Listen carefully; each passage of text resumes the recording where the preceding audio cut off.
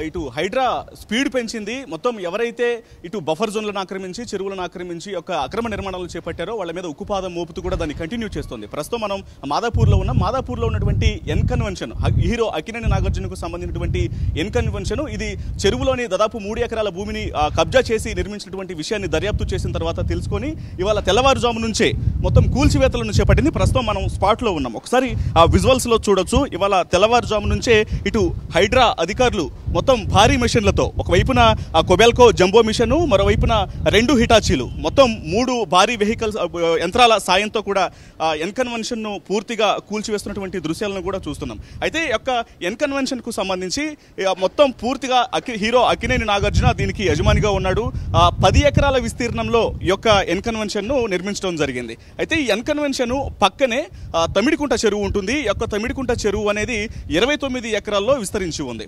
ఈ 29 ఎకరాల్లో విస్తరించినటువంటి యొక్క తమిడికుంట చెరువును, ఈ చెరువులో నుంచి యొక్క ఎన్ కన్వెన్షన్ ను విస్తరించడం కోసం హీరో అక్కినేని నాగార్జున దాదాపు 3 ఎకరాల చెరువు యొక్క ల్యాండ్ ను కూడా కబ్జా చేశాడని గతంలోనే ఎన్నో ఫిర్యాదులు వచ్చినప్పటికీ కూడా అధికారులు ఎవరు పట్టించుకోలేదు. దీనికి సంబంధించి వెంటనే రీసెంట్ గా అందుతున్నటువంటి ఫిర్యాదులు మొత్తాన్ని కూడా దృష్టిలో పెట్టుకొని హైడ్రా, ఇటు కాంగ్రెస్ ప్రభుత్వంలో కొత్తగా ఏర్పాటైనటువంటి హైడ్రా దీని మీద దృష్టి సారించడం జరిగింది. వరుసగా వస్తున్నటువంటి యొక్క ఫిర్యాదులు మొత్తాన్ని దర్యాప్తు చేసిన అనంతరం దాదాపు 3 ఎకరాల ల్యాండ్ అనేది, చెరువుకు సంబంధించినటువంటి ల్యాండ్ అనేది మొత్తం ఎఫ్డిఎల్ పరిధిలో యొక్క ఎన్ కన్వెన్షన్ అనేది ఉంది. దీనికి సంబంధించి వెంటనే చర్యలు తీసుకోవడంలో భాగంగానే ఇదంతా దర్యాప్తు అంతా పూర్తి అయిన తర్వాత ఇవాళ ఉదయం తెల్లవారుజామున హైడ్రా కమిషనర్ రంగనాథ్ యొక్క ఆదేశాలతో ఇటు హైడ్రాకు సంబంధించినటువంటి అధికారులు మొత్తం ఇటు వైపున జిహెచ్ఎంసీతో మమేకమై యొక్క కూల్చివేతలను చేపట్టడం జరిగింది. అయితే దీనికి సంబంధించి ఎక్కడైతే ప్రధాన మార్గం ఉంటుందో ఎన్ కన్వెన్షన్కు సంబంధించినటువంటి ప్రధాన మార్గం వద్ద పూర్తిగా పోలీసు బందోబస్తును ఏర్పాటు చేయడం జరిగింది. పోలీసు బందోబస్తును ఏర్పాటు చేసి లోపల ఎవరూ రాకుండా కూడా పూర్తిగా చర్యలు తీసుకుంటూ కూడా యొక్క కూల్చివేతలను చేపట్టారు. ఇప్పటికే దాదాపు మనం విజువల్స్ లో కూడా చూసినట్లయితే ఒక 25% వరకు కూల్చివేత అనేది కూడా పూర్తయింది. ఇక మరికొన్ని గంటల్లోనే పూర్తిగా యొక్క ఎన్ కన్వెన్షన్ ను కూల్చబోతున్నట్లు కూడా మనకు విజువల్స్ చూస్తే చాలా స్పష్టంగా అర్థమవుతుంది. ఎందుకంటే ఇప్పటికే హైడ్రా కమిషనర్ రంగనాథ్ చాలా క్లియర్ గా చెప్పడం జరిగింది. ఎక్కడైతే బఫర్ జోన్లను ఆక్రమించి ఎఫ్టీఎల్ పరిధిలో ఉన్నటువంటి అక్రమ నిర్మాణాల మీద ఖచ్చితంగా చర్యలు ఉంటాయి అనే విషయాన్ని ఇప్పటికే ఆయన పదే పదే తెలియజేశారు. వీటన్నిటిలో భాగంగానే అది ఎవరైనప్పటికీ కూడా, అటు నాయకులు కావచ్చు, అధికారంలో ఉన్న వాళ్ళు కావచ్చు, ప్రతిపక్షంలో కావచ్చు, పెద్ద పెద్ద బిజినెస్ మెన్లు కావచ్చు, ఈ సినిమా హీరోలు కావచ్చు, ఎవరు అనేది కూడా చూడము.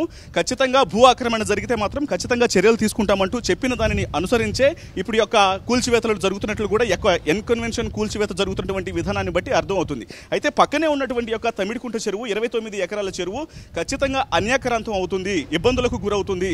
29 ఎకరాలుగా ఉన్నటువంటి చెరువును కొంతమంది అక్రమార్కులు ఇప్పటికే దీన్ని ఆక్రమించి అనేక రకాలుగా చెరువును కబ్జా చేసేందుకు ప్రయత్నాలు చేస్తున్నారంటూ గతంలో కూడా అనేక సార్లు ఇక్కడ ఉన్నటువంటి కొంతమంది ఫౌండేషన్, జనం కోసం అనేటువంటి ఫౌండేషన్ కు సంబంధించిన వాళ్ళు కావచ్చు, అలాగే స్థానికులు కావచ్చు, వీళ్ళందరూ కూడా అనేక సార్లు ఫిర్యాదులు చేయడం జరిగింది. ఫిర్యాదులు చేసినప్పటికీ కూడా హీరో అక్కినేని నాగార్జున గత ప్రభుత్వాలను మేనేజ్ చేసి మభ్యపెట్టి వాళ్ళందరికీ కూడా వాళ్ళతో కొంత స్నేహపూర్వకంగా వ్యవహరిస్తూ కూడా ఈ యొక్క కబ్జాల బారి నుంచి తప్పించుకున్నాడు.